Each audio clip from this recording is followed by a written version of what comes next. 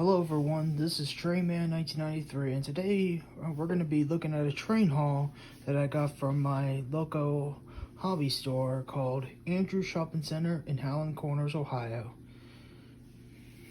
First up, we're going to look at an HO model here.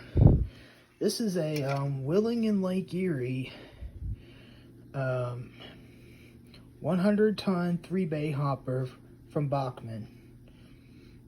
And as you can see, here's the knuckle couplers, metal wheels, and the year and month number.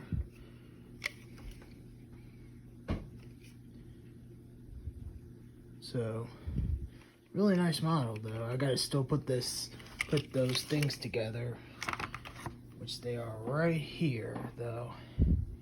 Here's the original box to it, as you can see. So that's it for that. Now we got a some N-scale Hayes bumpers here from Bachman as well, same company, and it's pretty nice though. I really like it. Nothing on the back. And that should be it. Hope you guys enjoy this vid. Take care. Have a great one. And I'll see you later.